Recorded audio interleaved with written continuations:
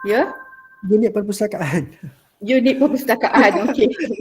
Okey, unit perpustakaan. Maaf unit perpustakaan College Matrikulasi College Matrikulasi Melaka. So tahniah diucapkan kepada College Matrikulasi Melaka kerana kami juga ada menghantar proposal untuk melaksanakan webinar ni kepada college-college lain. Tapi College Unit Perpustakaan College Matrikulasi Melaka menyahut cadangan kami dan menjadi antara pioneer yang untuk melaksanakan webinar pada pada petang ini ya. Biasanya webinar ni dalam 2,5 jam tapi memandangkan kita buat pada hari Jumaat jadi masanya agak singkat dan kami ni hanya diberi lebih kurang dalam 1 jam setengah, 1 jam suku lebih kurang macam tu ya. Saya juga nak mengalu-alukan ya kita yang mendaftar, peserta yang mendaftar bersama kami dalam Google form yang saya sediakan ada lebih kurang 50 peserta, 50 lebih lah mungkin baru ni saya tengok ada yang baru masuk, okey. So ada 50 lebih, so daripada 50 tu College Matrikulasi Melaka lebih 18 orang yang paling ramai. College Matrikulasi Labuan 6 orang dan kita juga ada dari College Matrikulasi Negeri Sembilan, College Matrikulasi Kejururawatan Kedah, Politeknik SAS, Politeknik Sultan Ahmad Shah, Politeknik Melaka, Mampu ya, Jabatan Perdana Menteri Mampu, Institut Penyelidikan Air Kebangsaan Malaysia, College Mara Seremban, OUM, UPSI, UniKL, Sekolah Kebangsaan Sultan Yusof, Sekolah Kebangsaan Keladi dan kita ada satu international participant. Saya tak pasti lagi peserta ni dah masuk ke belum daripada Sumatera Selatan ya. Daripada Sumatera Selatan yang mendaftar. Saya tak pasti beliau ada ke tidak kerana kalau nak ikutkan masa mereka awal sejam. Maksudnya kita sekarang 2.50, so di sana 1.50. So kita haraplah akan ada sekarang ni lebih kurang 29 orang akanlah ada peserta-peserta lain ya. Okey, jadi webinar pada petang ini ya, webinar ni adalah inovasi penulisan dan penerbitan e-book ya. Apa yang akan kita belajar the learning outcome atau hasil pembelajaran pada hari ini kami akan cuba memupuk minat masyarakat untuk melibatkan diri dalam bidang penulisan. Kemudian memberi pendedahan kepada peserta mengenai e-book dan kepentingannya di era digital. So dua hasil pembelajaran pada petang ni ya. Dan ini adalah kandungan webinar pada hari ini. Kita akan sentuh sedikit tentang trend e-book, kemudian kenapa menulis e-book, siapa penulis e-book, okey, contoh pencapaian penulis e-book dan pasaran e-book dan akhir sekali adalah bengkel tulis terbit dan pasar e-book. Okey, so biodata penceramah saya rasa tadi telah diperkenalkan oleh pengerusi majlis. So terima kasih atas perkenalan tersebut. So saya terus kepada, saya juga adalah penulis buku fizikal ya. Saya telah pernah menerbitkan buku di bawah Fajar Bakti, penulis kepada Utusan Publication, penulis kepada penulis PTS ya. Dan buku saya juga pernah dilancarkan sebagai buku sempena Hari Guru ya pada tahun 2010. Okey, so seterusnya saya menceburkan diri dalam e-book ya. Penulisan e-book selepas saya bersara tahun lepas ya. Saya bersara tahun lepas.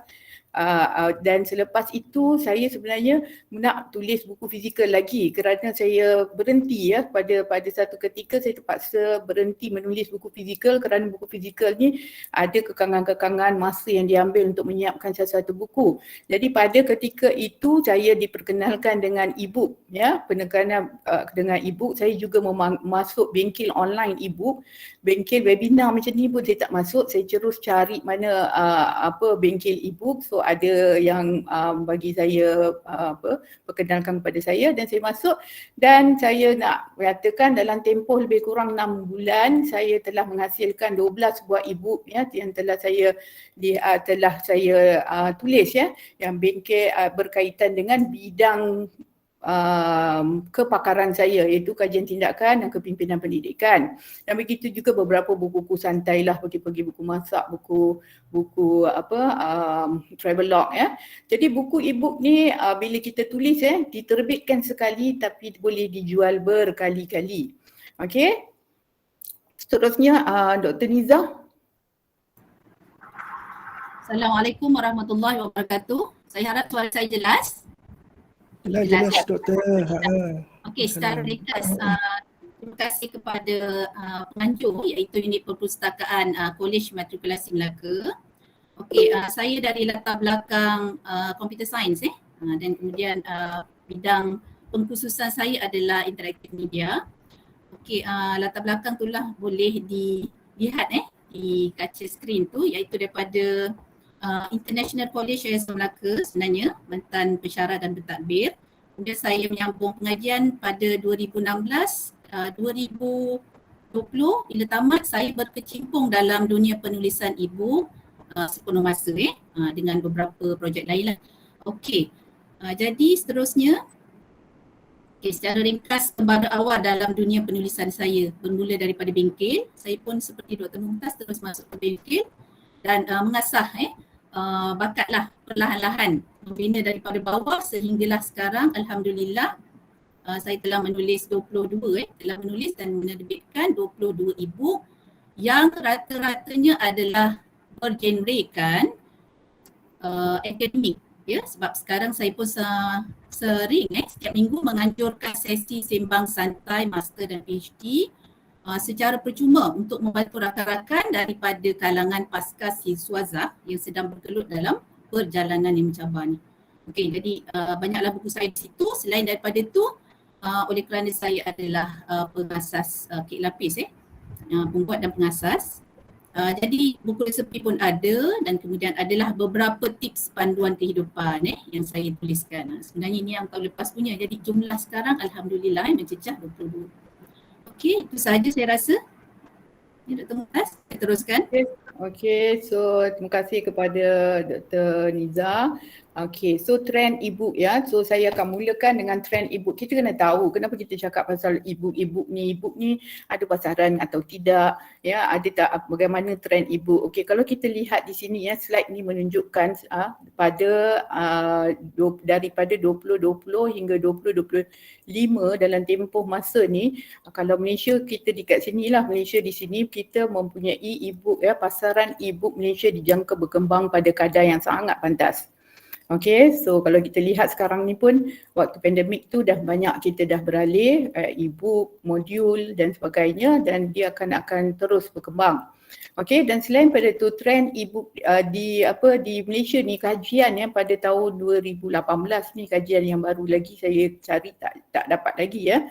Okay, jadi Malaysia berada pada 6 paling tinggi ya, 76% bagi tabiat membeli buku secara dalam talian dari 41 negara yang dikaji. Ya, daripada 41 negara, at least kita ada tempatnya, kita yang ke-6 tertinggi. Dan didapati juga 15% rakyat Malaysia membeli e-book. Ini tahun 2018. Okey, saya rasa kalau sekarang ni selepas pandemik ni lagi banyaklah ya. Dan kalau kita lihat ya, perpustakaan ke arah digital ya. Kalau kita lihat perpustakaan negara sekarang ni ada sedia buku digital ya, ada banyak buku-buku digital.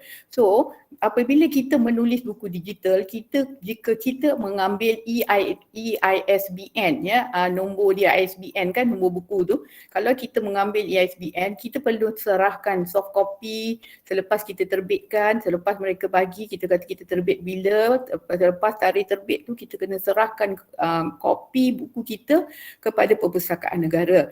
Jadi koleksi buku-buku kita ni akan ada dalam koleksi digital perpustakaan negara. Begitulah cara perpustakaan negara dapat buku-buku digital daripada penulis-penulis e-book. Okey, dan juga kalau dilihat pinjaman pinjaman buku digital meningkat sepanjang PKP dan sekarang juga setakat ni sekarang ni juga banyak ya link-link untuk pinjaman-pinjaman buku digital. Contoh macam ni.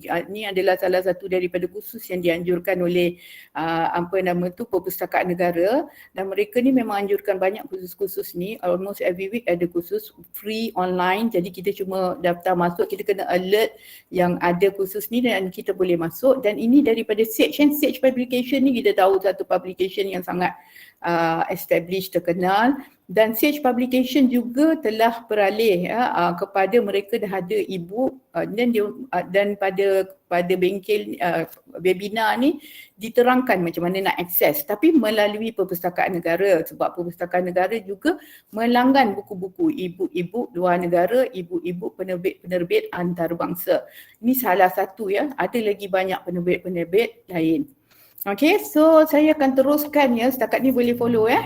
Saya akan teruskan buku, apa beza ya buku fizikal dengan buku digital. Tadi saya dah sebut sikit, saya penulis buku fizikal pada awal-awal tu, masa tu tak kenal pun buku e-book ya, tahun 2002, 2005, 2010 tu kita tak ni ya.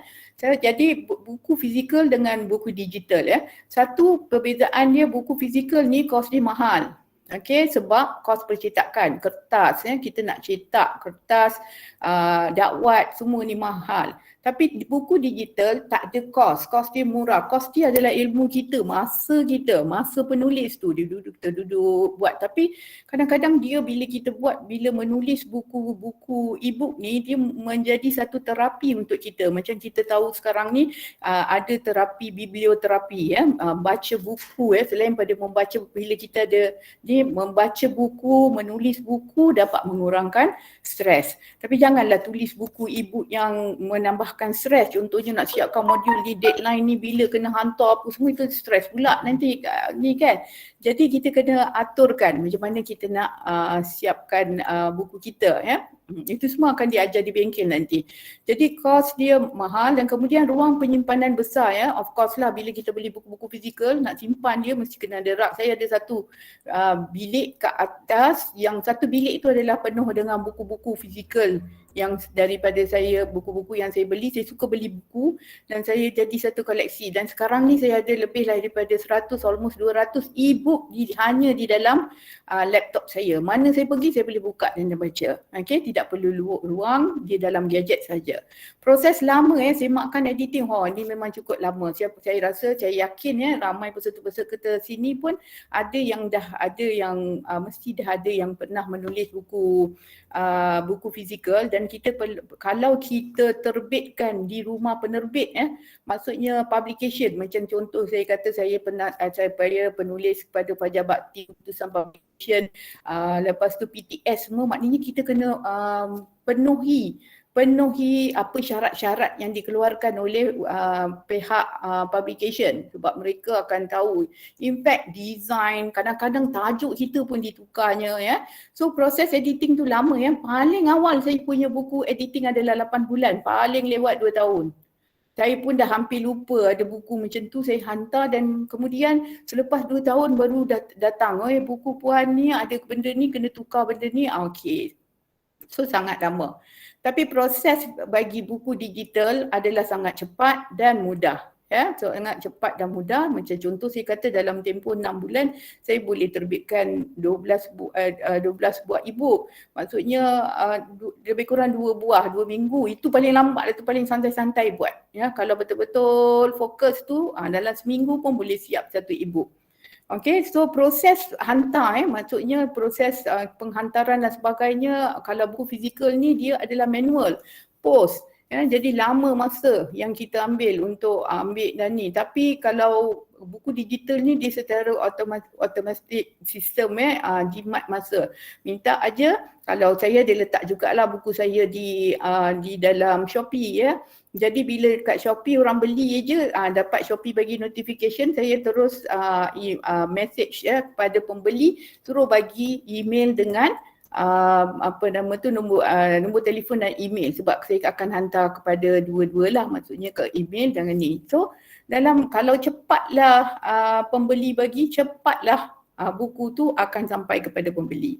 Okey, dan kalau kita publish lebih lambatkan buku adalah rugi. Kadang-kadang kita tak pergi kat buku publication, kita nak publish sendiri, kemudian kita dah estimate kalau kita dia publication ni bila kita percetakan ni bila kita cetak lagi banyak kita cetak lagi murah. Jadi kita pun kata okey kita ada 50 orang student, kita kata kita cetaklah untuk next sem pun sekali 100. Tiba-tiba next sem masuk budak 20 orang aja. Jadi kita ada lambatkan buku tu. Okay, so ni tiada cost liability ya. Dan ni bila ada kesilapan teknikal perlu cetak semula kos tinggi ataupun kita kena buatlah stiker tampal kalau dah tersalah something salah kat situ tapi kita boleh just tampal stiker untuk betulkan, kita kena buatlah kepada semua tu. Tapi kalau buku e-book ni dia sangat senang sebab kita boleh ambil sahaja e-book, edit sahaja e-book kita tu dan kita replace e-book tu dengan e-book yang telah diperbetulkan. Okey, dan buku fizikal akan menjadi hak milik penerbit. Kita akan dapat surat untuk perjanjian antara kita dengan syarikat penerbit, dan syarikat penerbit akan kata kita kalau kita akan dapatlah first lump sum berapa dia bayar satu, and then after that cuma harga buku tu akan ada 30%. Ada syarikat bagi 30%, ada yang bagi 35% kepada penulis. Itu pun penulis kena beli. Saya kena beli dan kita kena bukannya jualan buku tu kita dapat. Tak, penulis bila beli, katalah kita ada orang nak beli buku kita dan kita rasa kita nak jual, so kita kena beli 30 dengan diskaun 35 atau 30% dan kemudian kita jual lah dengan harga yang tu. Jadi kita dapatlah untung 30% kat situ ya. Tapi kalau buku digital hak milik penulis. Dia adalah buku kita, hak milik kita, kita nak jual pun boleh, kita tak nak jual, kita nak bagi free kat orang pun suka hati kita lah sebab dia tak ada kos. Okay? Okay, so kenapa menulis buku? Okay, Dr. Liza? Okay, saya teruskan. Ya. Slide yang berikut Okey, ada 6 sebab kita bagikan kat sinilah 6 sebab kenapa kita perlu menulis e-book. Yang masing-masing berada di hadapan saya ni memang dari latar belakang akademik kebanyakannya.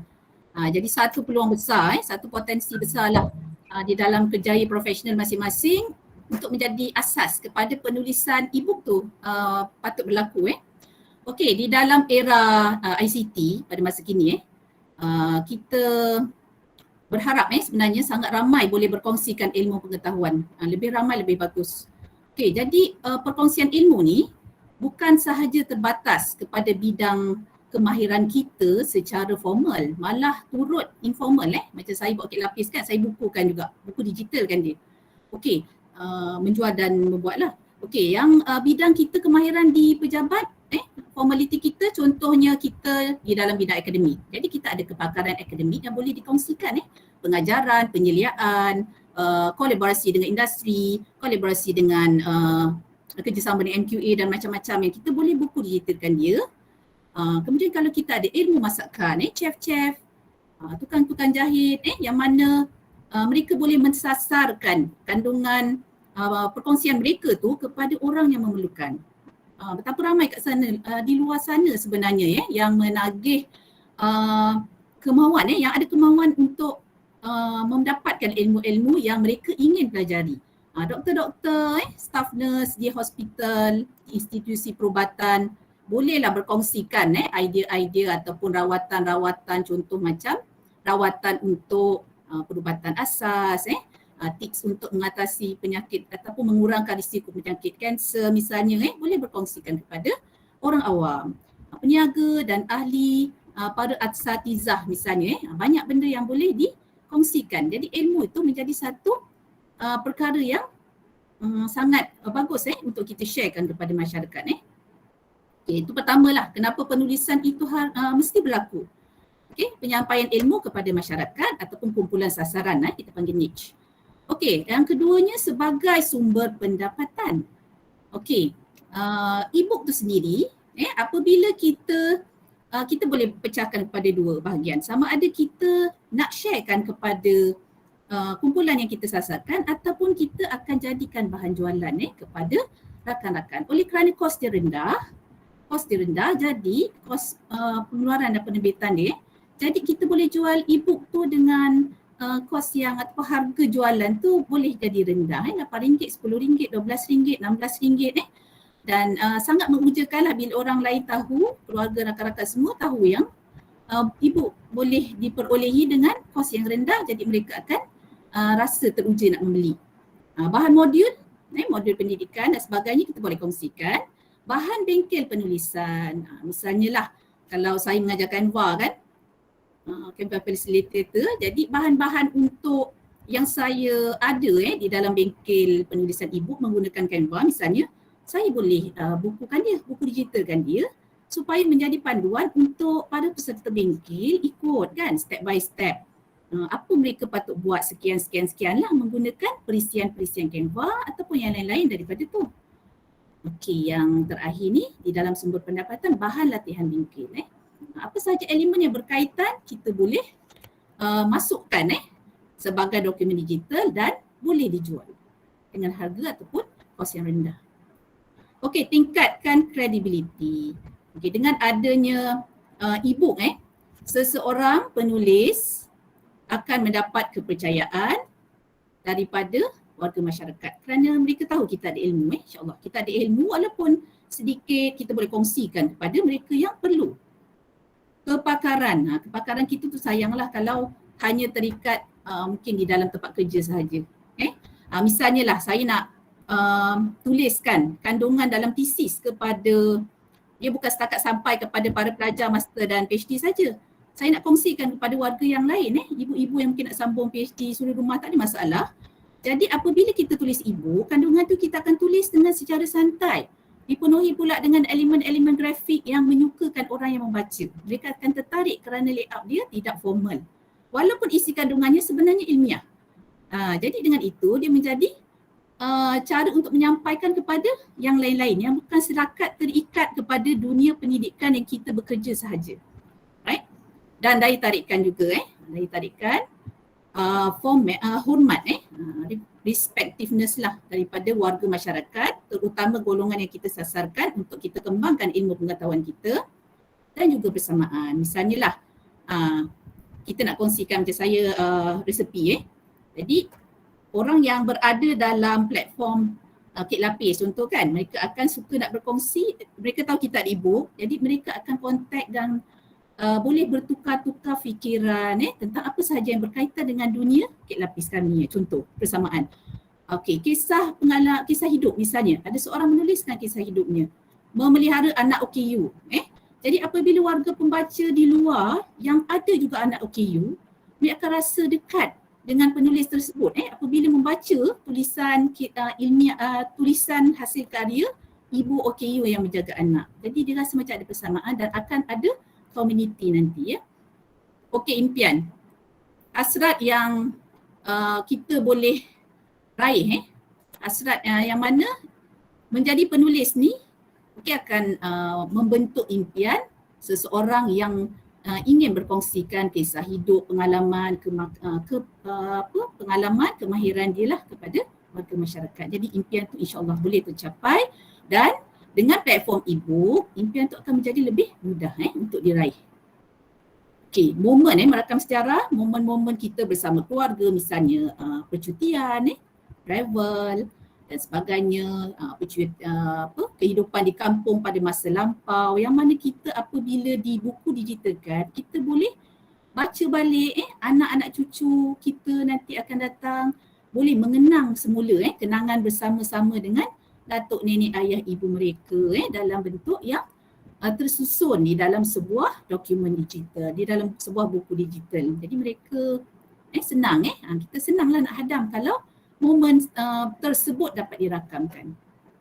Tak kira sejarah ni maknanya tak kisah apa sahaja dalam susun galau keluarga, kejayaan dan sebagainya kita boleh rakamkan dalam buku digital.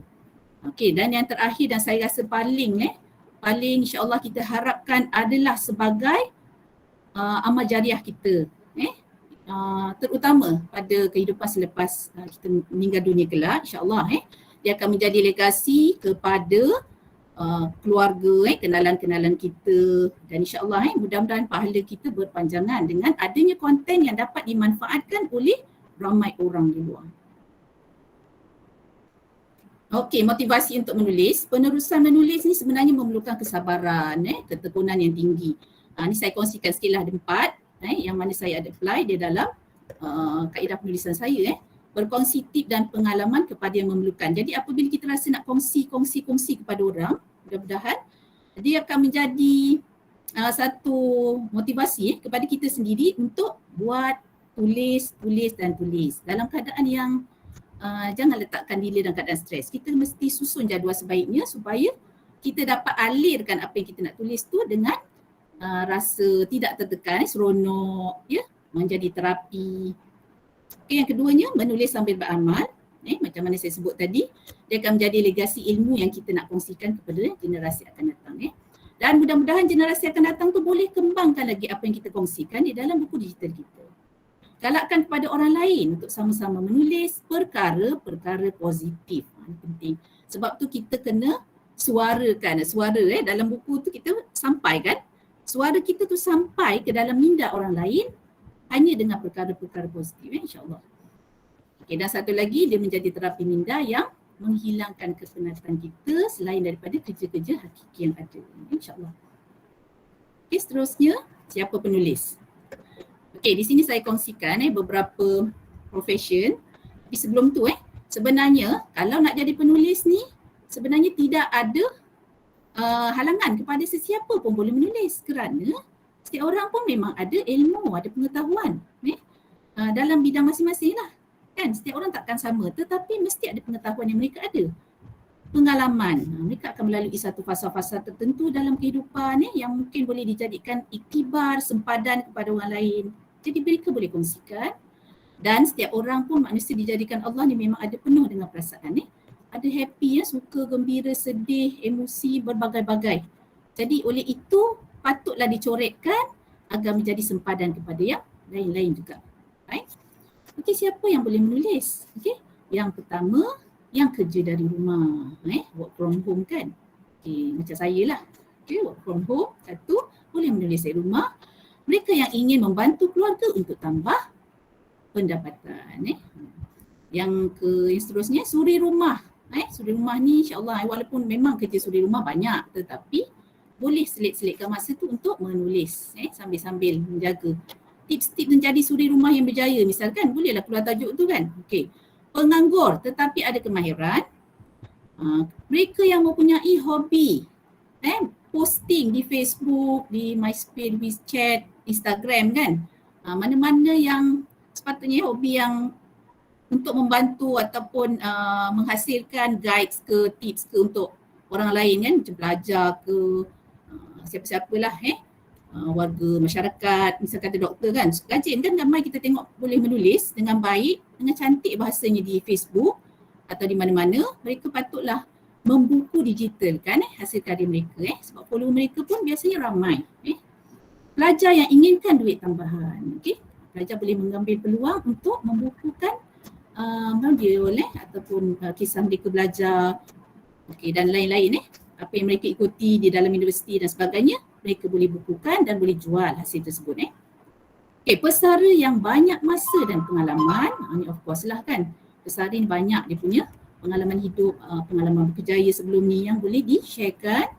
Mereka yang ingin memulakan online business, ada tips-tips yang boleh diketengahkan kan, nak bantu masyarakat, boleh tuliskan. Dan mereka yang ada asas naik. Biasanya kalau kebanyakan kita memang tahulah penggunaan Microsoft Word sebagai editor. Jadi tidak ada masalah untuk memulakan penulisan. Okey, kita akan melihat beberapa profession kerjaya yang saya ambil 6 kat sini lah. Okey, yang pertama tadi kita berlatar belakangkan kebanyakan kita hari ini majoritinya adalah dari kalangan syarah, cikgu-cikgu kan. Yang lain-lain pun tak ada masalah. Akademia, apa yang mereka boleh tulis? Jadi biasanya boleh tulis tentang modul, nota kuliah kita yang hari-hari kita duduk mengajar tu kita boleh bukukan. Pengalaman sebagai pentadbir, pengalaman sebagai staf, pengalaman mengendalikan kelas kita, pelajar kita, cabaran-cabaran sistem pendidikan masa kini yang mungkin berbentuk digital yang mana kalau buat kelas instead of face to face, kita ada kelas online kan. So macam mana kita nak kawal pelajar kat situ, semua kita boleh kongsikan kepada orang lain, guru-guru lain supaya mereka boleh ikut kalau tips kita berkesan. Yang kedua, penyedia servis. Okay, apa mereka boleh tulis? Teknik berkesan, uruskan perkhidmatan mereka, jalankan strategi pemasaran, teknik menangani pelanggan. Sebab pelanggan maklumlah macam-macam ragam kan. Teknik guna aplikasi tertentu, motivasi peniaga yang berjaya. Okey, sebagai kaunselor atau motivator, tulislah kaedah pelajar efektif, cabaran minda anak muda, panduan motivasi dan pengalaman menjadi motivator kepada orang-orang di luar. Mesti ada yang sudi baca banyak-banyak ni, mesti ramai nak baca. Okey, para doktor jururawat, pengalaman membantu pesakit di hospital, kaedah rawat tertentu, cara menjaga kesihatan diri dan awam, penjelasan isu semasa kesihatan awam. Ni saya nampak kalau doktor jururawat ni, doktor lah especially kan, kalau menulis macam celoteh Dr. Malal kan, bukan ramai lain follower. Saya pun suka membaca cara sebab tips-tips kat dalam tu kita boleh ambil. Ramai lagi sebenarnya penulis-penulis doktor yang berjaya walaupun di Facebook, tapi alangkah indahnya kalau dapat dibukukan. Peniaga produk, berkongsi cara buat produk. Mereka juga boleh tulis strategi pemasaran, tata cara guna produk. Macam mana nak guna produk tu dengan baik, motivasi peniaga yang berjaya, teknik copywriting yang berkesan. Ni ramai nak cari ni sebab ramai penulis kat media sosial sekarang. Teknik menguruskan pelanggan. Okay. Dan seterusnya pesara. Pesara nak tulis apa? Pengalaman masa kerja, kisah sekarang, pesanan untuk golongan muda, pengalaman melancong, warisan kepakaran untuk belia dan sebagainya. Maknanya profesi lain pun ada sahaja sebenarnya yang boleh dihasilkan sebagai naskah kita dalam bentuk digital lah. Amat mudah insyaAllah. Seterusnya. Dr. Mumtaz ke? Okey. Okey. Seterusnya pencapaian yang saya nak share ni adalah pencapaian penulis-penulis e-book. Okey, so ini antara mereka yang telah menulis e-book ni, yang kalau kata 10 bintang tu, jualan e-book mereka dah hampir 1000. Okey, so ini Dr. Intan Idiana Hassan ni, beliau ni merupakan jururawat. Kepakaran dia adalah jururawat, tapi beliau mengajar di Universiti Sains Malaysia dan buku yang ditulis oleh beliau ni dah hampir terjual sehingga 1000 buah buku, 1000 lebih dah sekarang ni, buku tentang 5 tips menulis e-book asli, dan beliau merupakan e-book trainer dan tulis e-book semudah 3 langkah ni adalah antara buku yang telah beliau hasilkan, dan beliau juga telah menggunakan e-book untuk modul-modul micro credential bagi kursus-kursus di USM. Okey, dan melatih ramai pensyarah. Okey, ini Dr. Saidatul Nazirah ni, bidang PhD beliau ni adalah psikologi cinta dari UKM, dan beliau juga menghasilkan buku. Buku beliau ni digunakan untuk peserta bengkel apabila peserta beliau mengadakan bengkel, apabila peserta masuk bengkel beliau akan mendapat e-book e-book ini. Ni Dr. Muhammad Asmadi Yaakob ni pun sama juga, pensyarah ni dia menulis tentang, bukan pensyarah ni yang menulis yang lain yang ada kat sini adalah pelajar beliau Jadi kursus falsafah dan isu semasa yang merupakan kursus wajib bagi semua universiti seluruh IPT. Jadi buku ditulis bersama-sama dengan pelajar dan telah juga dijual di pasaran. Okey, kalau kita cakap tadi suri rumah juga boleh menulis. So, Puan Nur Asida ni, Syida, kita panggil beliau simple Syida. Beliau ni merupakan seorang suri rumah dan master trainer e-book, dan telah menghasilkan ni, waktu saya buat slide ni 15 buah buku, sekarang ni mungkin dah banyak. Dan beliau ni adalah salah satu penulis e-book yang secara konsisten, penulis dan trainer e-book yang secara konsisten mendapat pendapatan bulanan hampir 5 digit lah setiap bulan antara yang mempunyai pendapatan secara tetap dengan e-book seorang suri rumah. Okey, dan ni Dr. Ayu adalah doktor perubatan ya. Jadi doktor perubatan tapi menulis tentang kisah hidup beliau. Lady Maid of Steel ni adalah kisah hidup pengalaman beliau sebagai ibu tunggal dan co-parenting ya, bagaimana dia membesarkan anak beliau secara co-parenting ya, dan buku ni merupakan record breaker. Dalam satu hari 24 jam terjual 76.40 USD ni kali dengan 4 itu adalah ringgit Malaysia. Okey, Dr. Mazni ni telah mengibukan tesis beliau. Ya, kalau kita lihat tadi kami bagi yang teori, okey boleh buat ni. Ini adalah yang sebenar ya.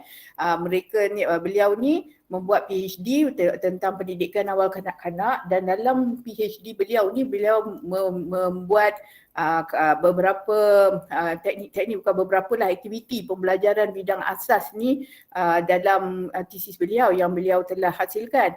So setiap pembelajaran ni telah di-e-bookkan ya, dan telah terjual ya. Tesis PhD beliau dijadikan e-book dan dia telah terjual atau dijual kepada ramai guru-guru taska tadika seluruh Malaysia. Dan taska kemas, kalau tak salah tadika kemas telah melantik beliau menjadi penasihat ya untuk kurikulum mereka. Okey, ini doktor yang mengajar, doktor perubatan yang mengajar di USM. Pensyarah ni, apa yang beliau buat, beliau mengeluarkan 30 soalan ya, multiple choice question series ni untuk setiap topik. Ya, 30 soalan, 30 MCQ questions ya untuk ni. Setiap e-book beliau ni ada 30 soalan. Kalau 10 topik adalah 10 e-book. E-book beliau pun banyak, penjualan e-book dia pun cukup banyak kerana semua pelajar-pelajar ni akan beli soalan ni, MCQ question ni, 30 soalan question ni adalah wajib dijawab untuk ni, dan bukan pelajar daripada USM sahaja tapi pelajar-pelajar dari universiti lain. Dan beliau juga telah berkongsi rahsia beliau menerbitkan atau penjualan bestseller book ni tentang macam mana beliau buat MCQ question ni kepada dalam satu e-book beliau. Okey, dan pensyarah cikgu ya, kenapa perlu pendidik perlu tulis e-book ya? Ni sangat penting. Kita sebagai pendidik kita kena menulis ya, kena menulis, kita kena tunjuk ke ni pada ni buku Dr. Nizah Guide to Waiwa. Okey, dan ini adalah seorang pensyarah di KPTM dan beliau ni adalah pensyarah sains sukan. So first penglibatan beliau ni sebab dia dapat untuk KPI sebenarnya. Bila dapat EISBN ataupun ISBN, beliau boleh ada kredit untuk KPI beliau. Okey, jadi mudah, cepat dan jimat untuk baca modul PDP dengan e-book. Itu sebabnya trend semasa pelajar suka kerana dekat dengan gadget. Jadi pelajar ni memang saya nampaklah dia sukalah kalau e-book ni, sebab dia buka kat tepi padang pun dekat handphone dia boleh baca. Okey, so pensyarah sains sukan tu dia menghasilkan buku-buku sains sukan, dan apa uniknya buku-buku beliau ni, macam dia kata Let's Play Football, sebenarnya dalam buku ni ada video. Ini adalah hasil penulisan beliau waktu PKP. Waktu PKP yang paling terkesan adalah cikgu-cikgu sains sukan. Dia tak tahu, dia kata semua orang kata dia macam mana dia nak ajar online takkan budak ni kan. Jadi pensyarah ni dia menghasilkan e-book, dan dalam video-video yang disertakan dalam permainan-permainan ni adalah daripada beliau dan rakan-rakan beliau, iaitu pensyarah-pensyarah sains sukan. Mereka sendiri, disebabkan video tu mereka sendiri dan mereka masukkan dalam buku ni, mereka nak cuba sekarang ni dalam proses untuk patent. Saya rasa dia dah mohon IPO, rasa dah dapat dah patenting. Okey, so seorang lagi ni ustaz ni beliau menulis e-book kerana memenuhi agenda Universiti UniKL daripada UniKL, mudah diterbitkan, dipasarkan dan diperbaharukan, kos yang kompetitif, memenuhi tugas seorang ahli akademik dan membudayakan ilmu ya, ahli akademik kena menulis. Okey, dan juga jariah lah ya. Dan apa yang ustaz ataupun pensyarah ni buat, beliau dah menghasilkan 76 buku terbit. Admin book ni adalah buku beliau sendiri, 88 ni adalah buku orang lain yang ada dalam kedai buku beliau. dalam kedai buku yang kalau kita pemilik kedai buku macam saya, Dr. Niza semua, kami ni pemilik kedai buku. Jadi kedai buku e-book. Jadi kami juga boleh tempatkan buku-buku orang lain. Kalau kata ada penulis yang dah tulis, dia tak nak beli kedai buku, dia nak tumpang atau dia letak buku tu di dalam kedai buku kami, boleh. Okey, so apa yang Ustaz ni atau pensyarah ni melakukan adalah beliau berkolaborasi dengan pelajar. Semua buku beliau ni pelajar dengan pensyarah, pelajar dengan pensyarah. Jadi hasil kerja pelajar sebenarnya beliau bagi assignment, bagi pelajar tugasan untuk menghasilkan tu, dan dia dijadikan sebagai e-book. Okey. Okey, pasarkan e-book, Dr. Niza. Okey. Terima kasih Dr. Mumtaz. Saya teruskan dengan kaedah untuk memasarkan e-book. Bila kita dah menulis, kemudian buku kita dah siap, kita dah terbitkan, kita nak pasarkan, mesti kita timbul dalam kepala terfikir macam mana aku nak pasarkan e-book ni, nak bagi orang beli kan, nak meneruskan, katalah orang dah beli tapi jualannya songkong-songkong, macam kita nak gandakan hasil penjualan tersebut. Jadi saya kemukakan beberapa cadangan kat sini, macam mana kita boleh memasarkan e-book kita. Maklumlah, macam tadi Dr. Mumtaz ada sebut, kami adalah selain daripada penulis, kami juga menerbit dan kami memiliki sendiri platform tersebut. Jadi kita yang sendiri manage our e-books lah sebenarnya, macam mana kita nak aturkan dia untuk sehingga sampai peringkat pemasaran. Okey, pertamanya kita gunakan medium yang percuma lah. Sudah tentunya media sosial. Okey. Apa yang kita boleh lakukan, kalau dekat WhatsApp kita ada banyak je kumpulan-kumpulan WhatsApp keluarga kan, rakan-rakan, alumni, sekolah rendah sampai sekolah menengah sampai universiti pun kumpulan-kumpulan department dalam unit kerjaya kita, ya, dan berbagai lagi lah, mungkin kat luar pun kita ada join NGO dan whatever. Jadi kat situ kita dah boleh, dia adalah satu saluran, satu peluang untuk kita memberikan pautan e-book kita yang kita ambil daripada laman sesawang kita, platform yang tadi disebut oleh Dr. Mumtaz, untuk diletakkan pada kumpulan-kumpulan WhatsApp, Telegram dan sebagainya, yang mana kita ada lah. Kita ada ramai ahli dalam tu kan. Okey, misal katakan ni buku saya, e-bookku mudah dan cantik dengan Canva. Jadi apabila orang nak carilah, katalah saya dah bagi teaser kan dekat kawan-kawan dan sebagainya. Jadi saya ambil link daripada sini, dia ada kat atas ni kan, ada link bar tu. Just klik, copy paste dekat kumpulan-kumpulan yang kita ada. Okay, selain daripada tu kita jangan lupalah masukkanlah copywriting yang menarik. Jangan letak semata-mata link tadi je kan. Nanti orang tak tahu apa dia ni, tiba-tiba ada je dekat kumpulan WhatsApp kita. Jadikan kita reka, pastikanlah kita designlah satu copywriting yang boleh menarik perhatian kan ahli-ahli dalam kumpulan WhatsApp Telegram tersebut. Okey, kemudian yang keduanya account profile kita kena jadikan public supaya orang lain yang bukan friend kita ataupun friend kepada friend boleh akses. Dia akan nampak bila kita buat posting kan, dia akan nampak dan nanti mereka akan sekurang-kurangnya dia orang melihat, dia orang ada maklumat tentang e-book kita yang baru diterbitkan. Macam ni kan, e-book saya ni baru diterbitkan. So saya letaklah dekat media sosial, dekat FB FB profile. Profile peribadi lah. Letakkan bersama-sama tu copywriting yang sesuai, yang menceritakan konten pada buku ni. Okay. Seterusnya,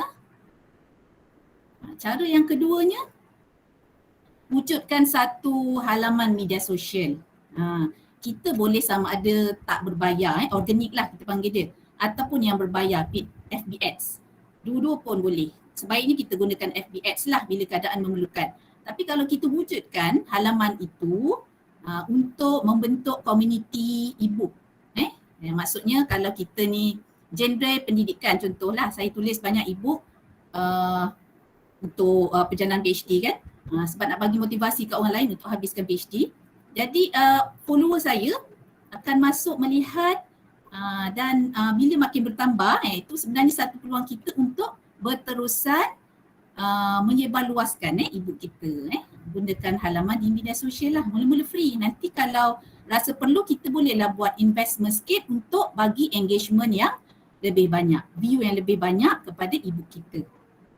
Dan selalulah kena touch up lah halaman ni. Kalau FB tu dia ada gunakan. Okey, ini tadi yang saya sebut sebenarnya. E-book yang baru terbit, jangan buang masa untuk letakkan di kumpulan-kumpulan keluarga, WhatsApp dan Telegram. Macam ni lah grup taman pun saya masukkan apabila buku keluar, ataupun iklankan kepada platform yang saya miliki, yang mana buku-buku saya, Dr. Mumtaz dan penulis lain yang boleh kami sebagai partner di dalam ni boleh dicapai oleh siapa-siapa saja.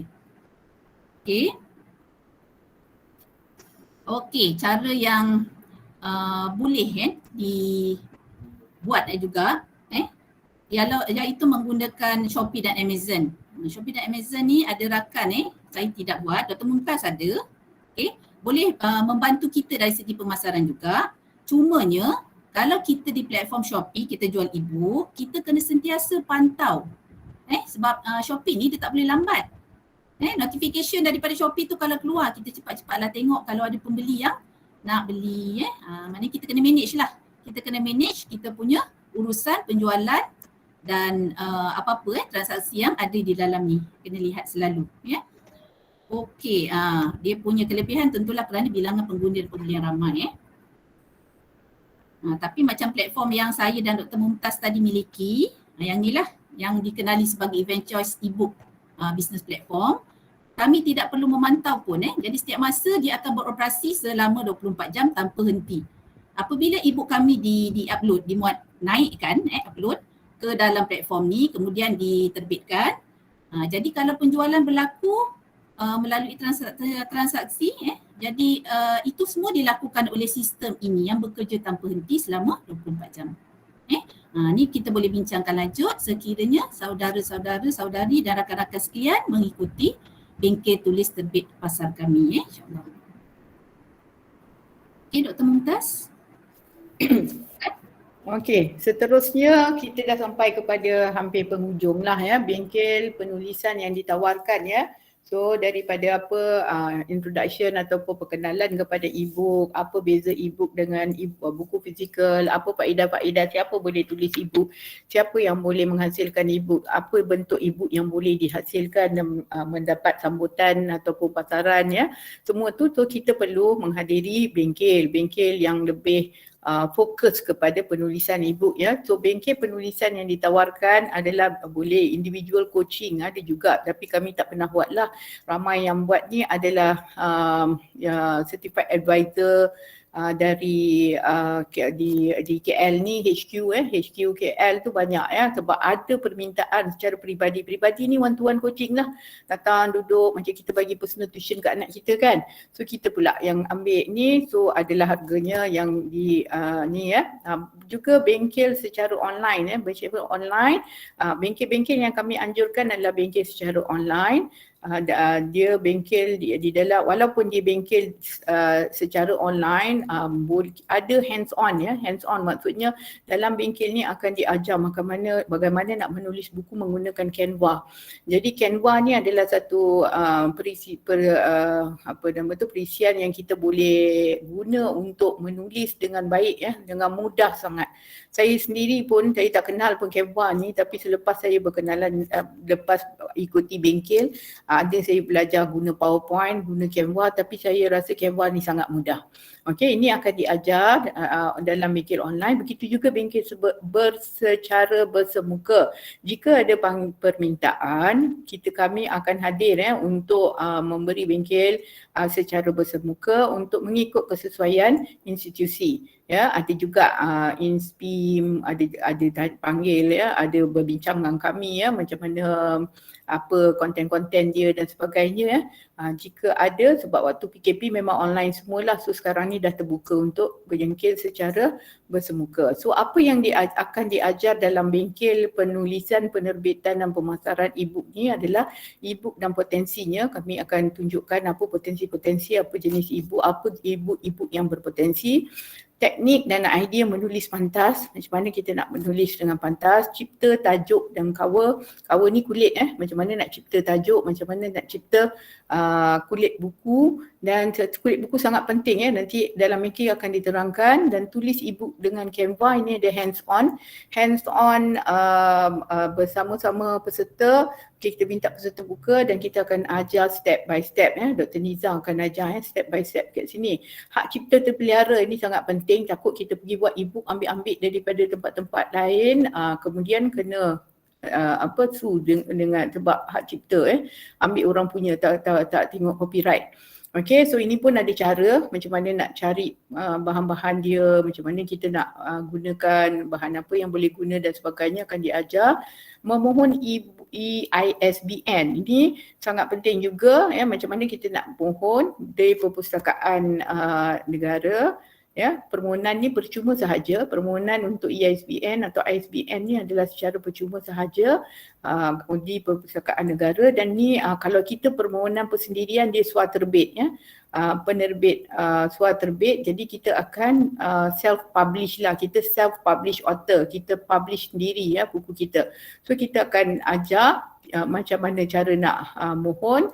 Kemudian akhirnya macam mana nak pasarkan, terbit dan pasarkan e-book dan sesi Q&A Okey, selain daripada tu daripada bengkel ini bengkel. Okey, ini terperkenalkan bengkel untuk bulan Oktober pada 23 Oktober.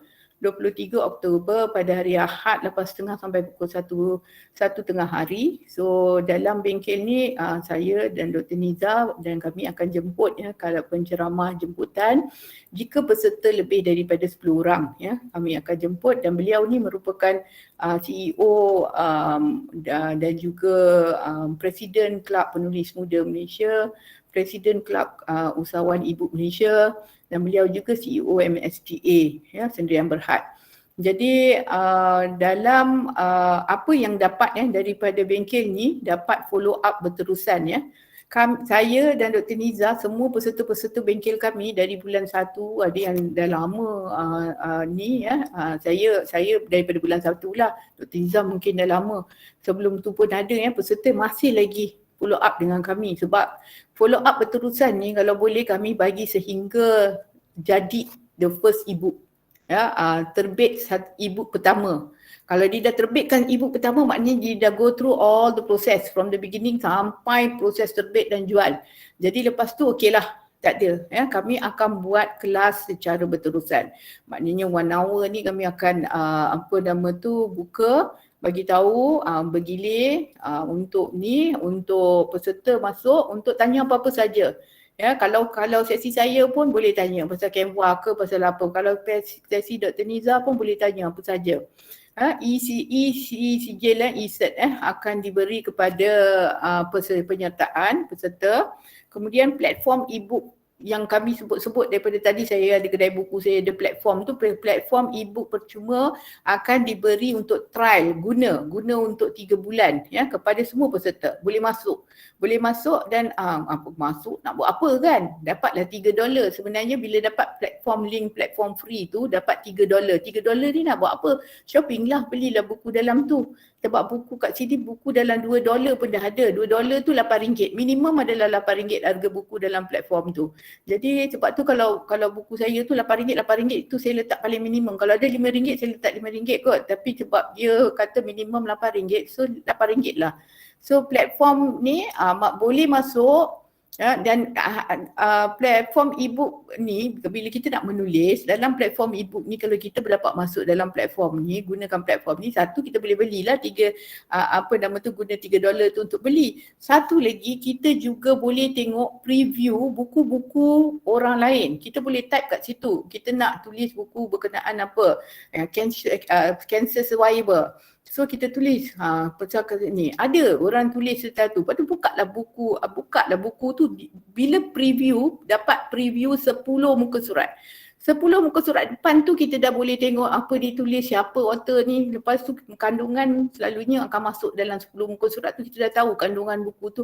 Oh, buku tu ada touch on this. Jadi kita kalau kata kita nak tulis benda yang sama, kita boleh ambil aspek yang lain ya, platform ni. Okey, kemudian 2 e-book percuma daripada kami ya, dapat e-book. Kalau kita lihat tadi tu e-book bila kita ada e-book peserta bengkel, kita akan bagi e-book macam peserta bengkel cinta tadi tu, pencarah tu baik dalam setiap peserta tu akan dapat e-book beliau.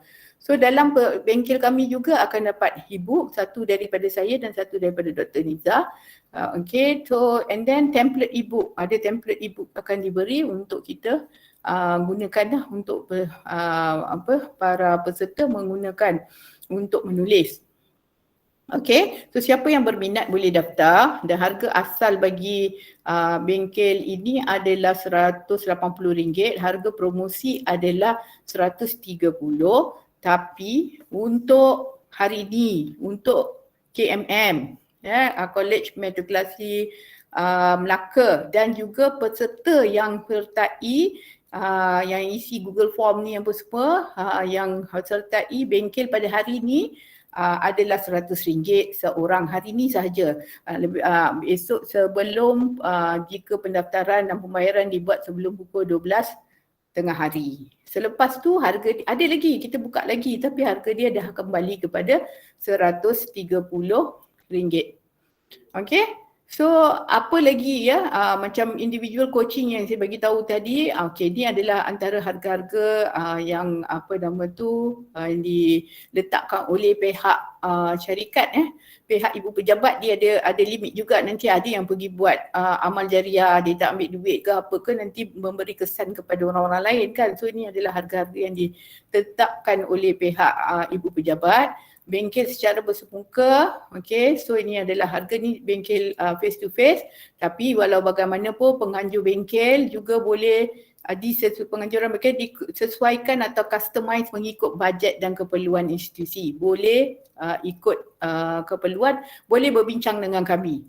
Ya, kami akan mohon pada pihak ibu pejabat dan akan dapatkan satu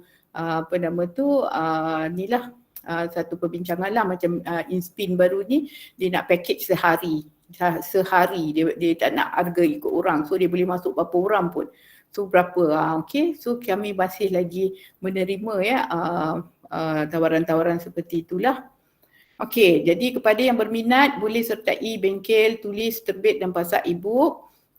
Boleh scan dekat sini, dan itu sajalah pembincangan kami pada hari ini. Dan saya buka kepada soalan. Ya, kita ada masa.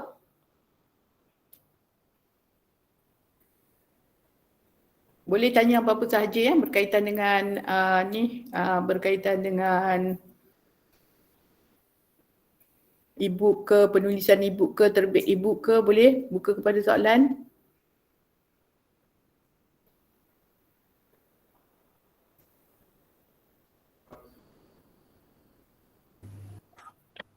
Assalamualaikum Doktor. Waalaikumsalam. Terima kasih atas pembincangan yang jelas dan menarik. Tanya untuk yang penerbit, untuk memulakan lah, kalau untuk memulakan penulisan e-book ni, ada tips tak untuk memulakan? Macam mana kita nak memulakan penulisan, sebab kita macam jarang menulis, lepas tu kita nak memulakan penulisan, ada tak dia punya tips dia? Macam mana nak memulakan penulisan tu? Biasanya tips ni kami akan share lah waktu bengkel, kami akan share. Tapi antara tipsnya adalah kita nak tahu, mula satu, bila kita nak menulis, kita kena ada apa yang kita nak tulis. Yang 3P tadi tu, pengetahuan, pengalaman. Kita nak tulis tentang pengetahuan, expertise kita ke? Ataupun kita nak tulis tentang pengalaman kita? Ataupun kita nak tulis tentang perasaan, ya, benda ada something ni ala-ala cerita. Kita kena tahu apa yang kita minat nak tulis dulu. Jadi bila kita dah tahu apa kita nak minat nak tulis, jadi daripada situlah, okey, katalah kepakaran. Contoh saya tulis tentang kepakaran saya nak tulis pasal kajian tindakan. Ya, waktu mula-mula saya tulis, buku pertama saya adalah buku kajian tindakan. Jadi buku bila saya nak tulis tentang kajian tindakan, itu adalah kepakaran, itu adalah pengetahuan. Jadi saya kena adalah bahan-bahan, ilmu-ilmu asas macam mana. Tu kalau saya tak pakar dalam bidang tu, saya tak boleh tulis. Saya nak tulis tentang pengurusan perubahan. Baru ni buku terbaru saya, pengurusan perubahan. Pengurusan perubahan ni adalah dibawa di dalam institusi pendidikan. Jadi saya ada kepakaran dalam kepimpinan education management leadership. Jadi saya gunalah daripada situlah yang kita akan kumpulkan dan kita akan susun. Dalam bengkel sebenarnya, dalam bengkel bila kami akan okey sekarang fikir tajuk. Macam mana nak cipta tajuk? Okey, kita dah fikir. Selalunya peserta datang, peserta yang dah daftar kami dah suruh dah peserta fikir-fikirkan apa yang apa yang bidang nak genre penulisan yang nak tulis. Jadi kita dah ada info tu, kemudian baru kami akan ajar macam mana nak kembangkan. Okey. Okey, yang kembangkan penulisan tersebut. Okey? Okey, saya menjawab tak? Ya, Doktor. Terima kasih, Doktor. Lepas tu kita ada soalan dekat sini, proofread salam doktor, saya Jana, adakah setiap penulisan perlu di proofread? Ya, sebenarnya setiap penulisan kita tak naklah walaupun dia e-book tapi penulisan tu mesti kita jaga kualiti dia. Itu yang ramai pertikaikan. Jangan keluarkan e-book, kita tak ni, walaupun kita kata okey itu based on ni, kita mesti kena ada some sort like quality control kat situ. So itu juga yang akan diajar dalam bengkel nanti macam mana nak jaga kualiti buku-buku ni. Jadi kami pun akan beri macam mana cara sebenarnya kita buat proofreading ni. Ada beberapa cara. Sama ada kita buat sendiri, kita collaborate dengan orang, adalah kami akan ajar macam mana untuk proofread tu pasti kena ada. Sama ada kita proofread sendiri, ada teknik tau kita proofread sendiri. Lepas tu selain tu adakah kita boleh publish sendiri. Okey, e-book ni yang saya selain pada proofread publish memanglah bila kita minta ISBN, kita sebenarnya adalah kita publish sendirilah, itu yang dipanggil swaterbit. Itu yang akan diajar di dalam bengkel nanti. Akan diajar macam mana nak terbitkan buku sendiri. E-book ni kita boleh terbitkan sendiri. Kalau kita penulis seorang. Maksudnya buku saya tu saya tulis seorang je. Tak ada kongsi dengan kawan. Saya boleh terbit sendiri. Tapi kalau e-book tu saya tulis dengan Dr. Niza. Kami tak boleh terbit sendiri. Kami kena cari syarikat untuk terbitkan. Maksudnya dia bukan saya tak boleh terbit bawah saya, bila kita mohon ISBN pun kena reject. Jadi mesti ada syarikat penerbitan. Macam saya ada syarikat penerbitan, saya syarikat excellent publication dengan consultation tu, so saya akan gunakan syarikat tu lah. Swaterbit tu adalah penerbit sendiri, kita terbitkan sendiri. Setelah memohon ISBN perlu dipublish dengan publisher tertentu. Tak, kita terbit sendiri Puan Cik Jana ni. Lepas tu Cik Tamizi tanya, maafkan saya, boleh saya dapatkan link untuk bengkel penulisan. Dr. Niza boleh letak link kita. Dr. Liza akan letak ni sebab tadi tak sempat. Nanti kalau ada dalam bengkel, ada dalam grup webinar tadi tu, saya akan masukkan jugalah dalam tu Kita akan bagi ni. Dr. Liza akan bagi send dalam grup WhatsApp. Okey, baik. Okey, Assalamualaikum. Penerbitan e-book tu dalam format apa PDF ke? Ya, PDF. Penerbitan e-book semua bila kita dah siap dalam Canva, kita akan buat dengan Canva. Selepas siap, kita akan PDF-kan. Kita akan buat turun PDF-kan. Jadi buku tu dalam bentuk PDF. Okey? Buku tu, so kita boleh terbit sendiri tubuhkan company boleh. Kita boleh terbit sendiri. Kalau kita seorang, kita tak payah tubuh company pun. Kita terbit atas nama kita, penerbitan kita.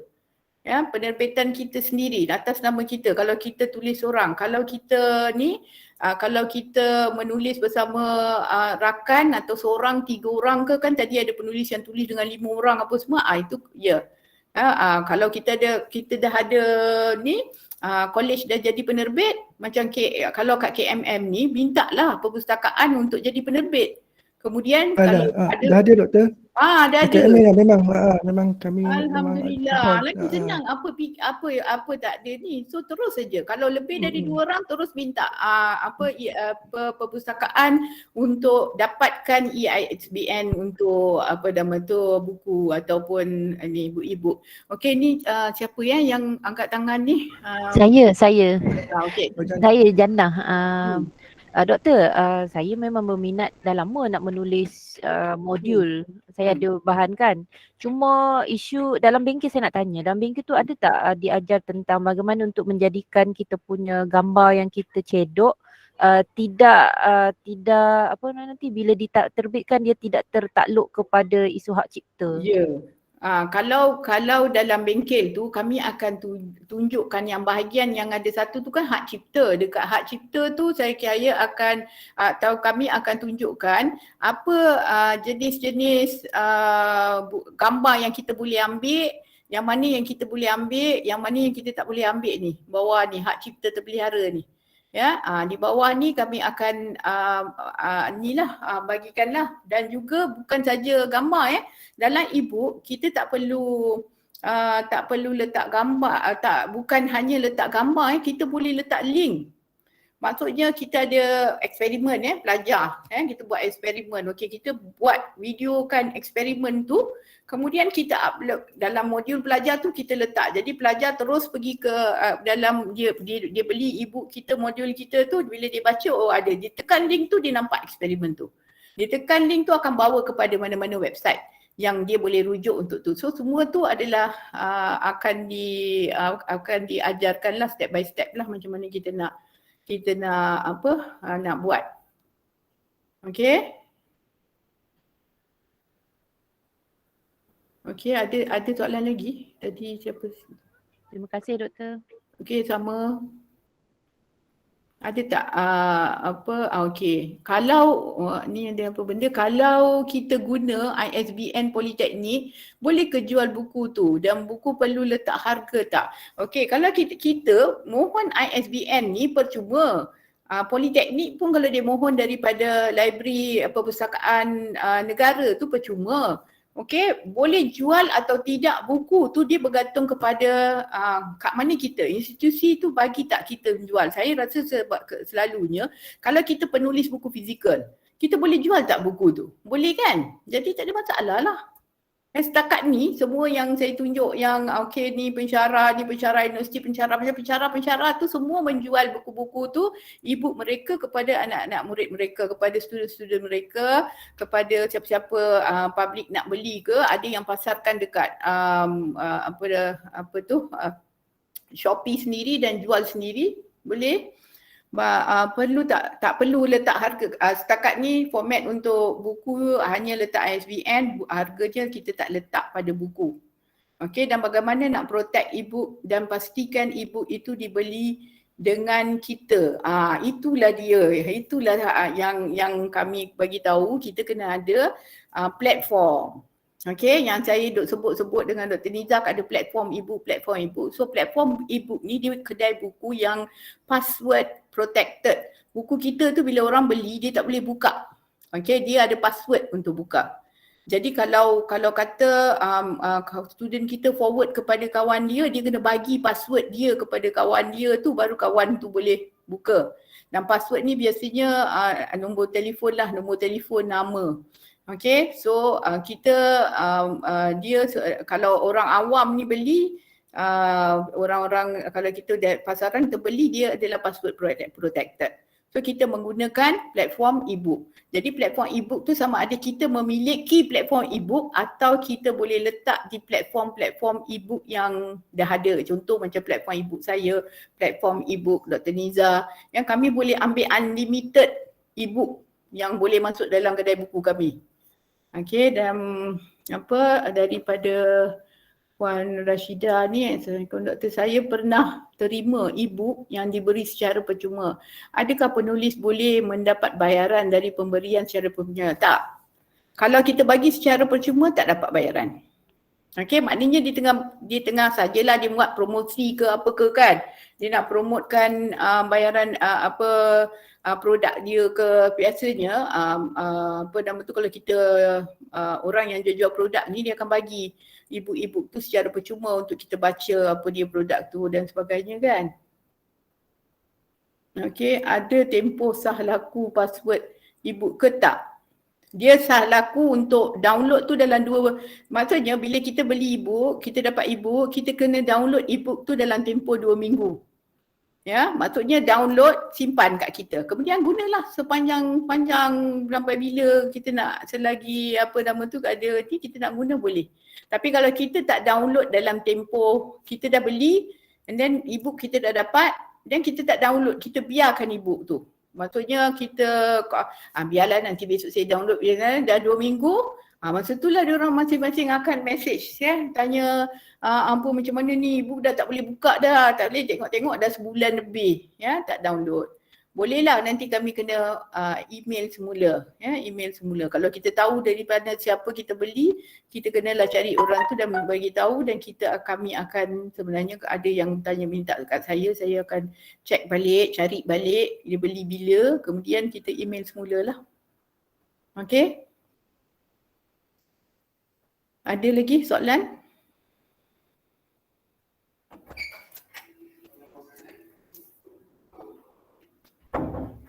Ada soalan lagi? Dr. Niza ada apa-apa lagi nak tambah pada apa yang saya cakap tadi? Rasanya tak ada. Cuma saya mungkin boleh share doktor yang kita boleh. punya topik perbincangan masa bengkel. Saya letak di ruang chatting Perbincangan masa bengkel. Topik perbincangan kita. Contoh kita akan ajar tentang hak cipta terpelihara. Ni ada ni sekarang ni dah pancarkan ni dekat slide kita ni ada. Kita dah letak dah. Okey. Okey, ada lagi? Okey, bengkel tulis terbit dan pasar e-book diadakan secara online ke semuka? Yang ni, yang sekarang ni saya bagi link ni adalah online. Bersemuka ni, saya tak boleh anjurkan bengkel tu, contohnya saya kata okey mari saya nak buat, anjurkan bersemuka sebab kami ni kena ada juga ruang, platform. Jadi biasanya kami tunggu kepada mana-mana institusi yang akan jemput. Katalah institusi macam hari tu saya approach InSpin tu, InSpin nak buat, InSpin memang buat bengkel-bengkel untuk penjawat awam. Jadi dia akan dia ada ruang, dia ada space apa tu, dia akan deal dengan kami lah. Sama ada nak ambil package yang sehari ataupun individual ke ataupun bayaran penceramah. So itu terpulang kepada bengkel pula institusi untuk ni. Tapi memang terbuka kepada yang bersemuka. Kalau nak bersemuka boleh. Melalui institusi-institusi. Tapi kalau kami buka, kami memang tak ada space kan untuk nak buat bersemuka. Jadi macam mana kami nak buat bersemuka? Jadi kami akan buat secara online. Okey?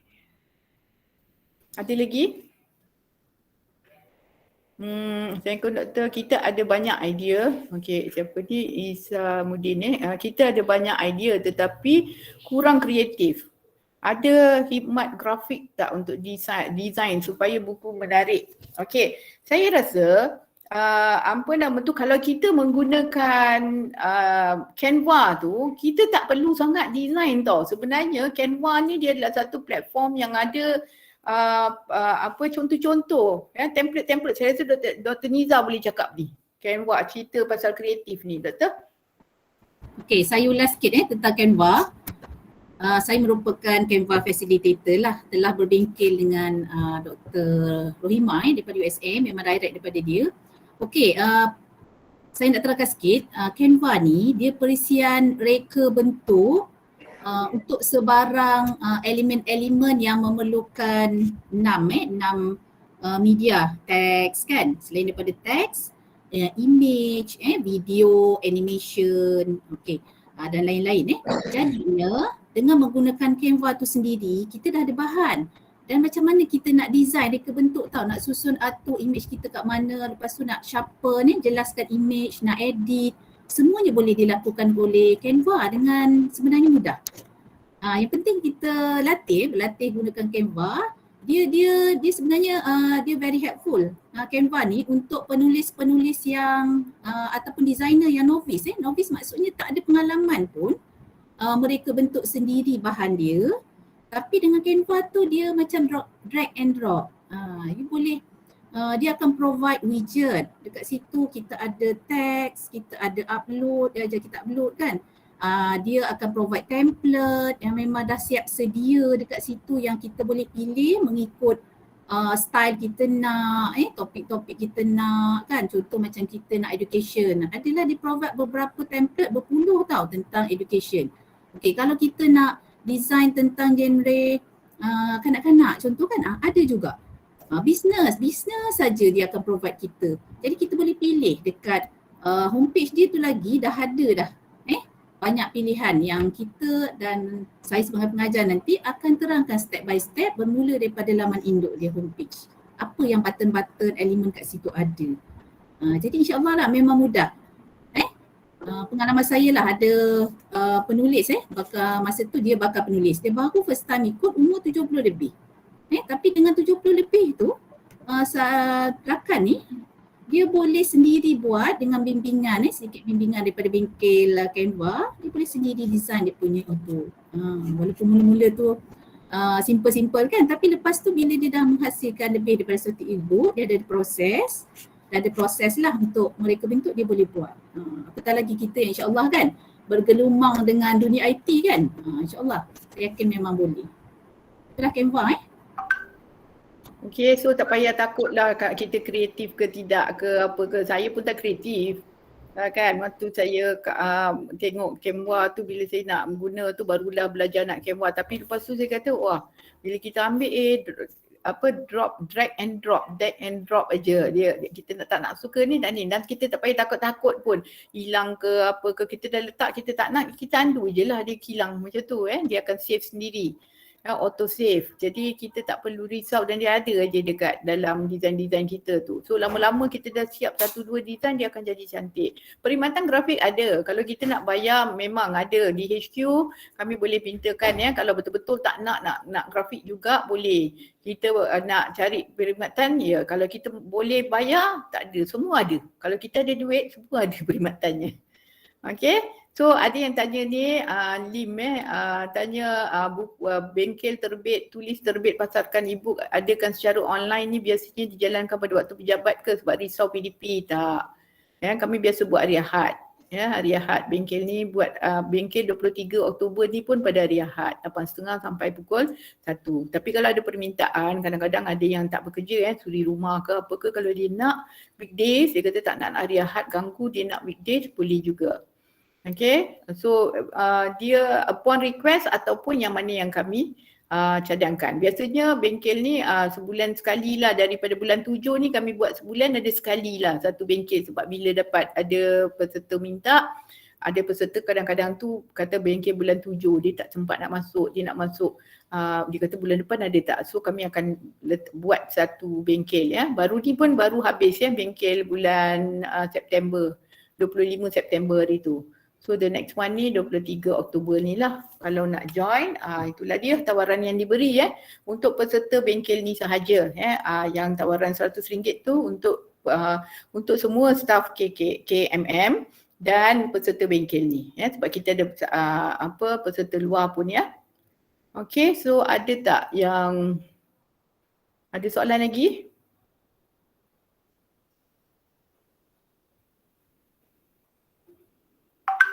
Tapi baguslah unit perpustakaan KMM dah jadi penerbit, tak payah risau. Penulis-penulis pencara-pencara KMM tak payah risau pasal penulisan bersama. Maknanya kalau sendiri boleh minta sendiri e-book tu, okey. Kalau tak nak boleh ambil kalau tulis bersama dengan rakan boleh minta library untuk dapatkan. Dan juga kadang-kadang tu hasil peserta bengkel kami pada akhirnya tu dia tak bukan hanya e-book, ada juga yang dah masuk bengkel tu tapi buku dia tu hasil buku dia tu dijadikan buku fizikal. Tak ada masalah. Ya, kita ajar cara nak menulis buku, cara macam mana nak ni, tapi dia nak hasilkan buku fizikal terpulang pada peserta lah.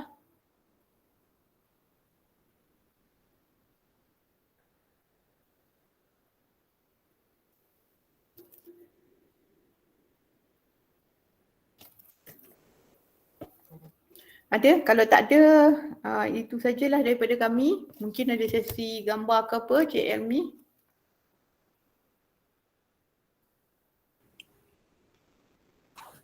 Ya, ada sesi bergambar. Cik Fabi, Okay, stop sharing ni. stop. Okay.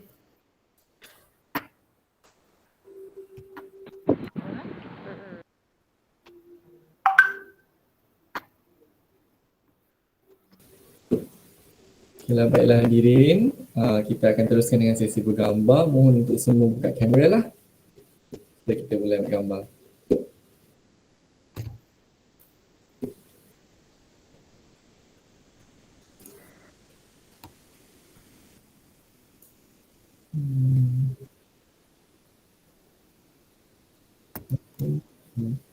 Satu, dua, tiga, senyum.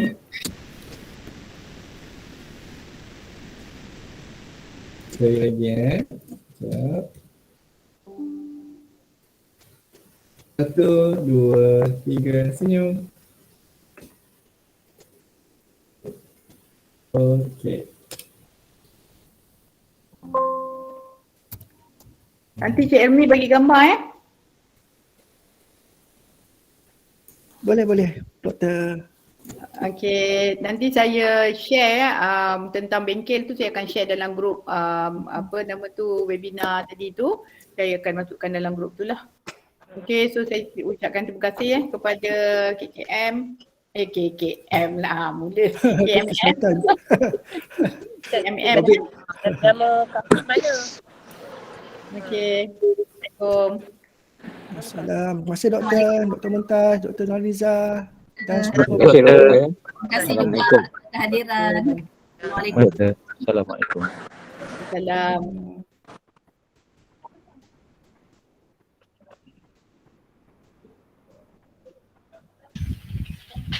Terima kasih Doktor. Assalamualaikum. Salam.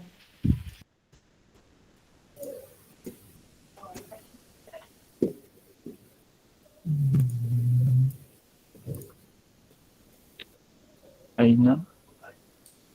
Ribuan terima kasih diucapkan kepada penceramah kita pada hari ini atas kesudian berkongsi ilmu bersama peserta-peserta webinar pada hari ini.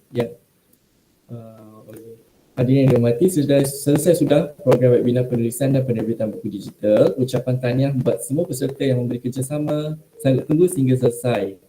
Semoga semua peserta dapat memanfaatkan ilmu yang diperolehi melalui webinar ini dan berkongsi dengan rakan-rakan yang tidak dapat berserta dalam program ini. Sekian, mohon maaf dari saya dan pihak urus setia program sekiranya terdapat kekurangan sepanjang mengendalikan majlis sebentar tadi. Wabillahi taufiq wal hidayah. Wassalamualaikum warahmatullahi wabarakatuh. Sekian, terima kasih.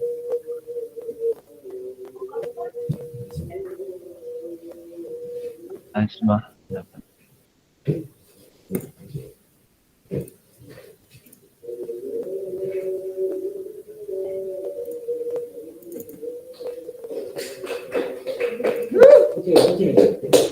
Habis.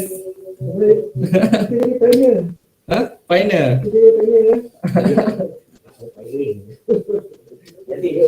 Okay.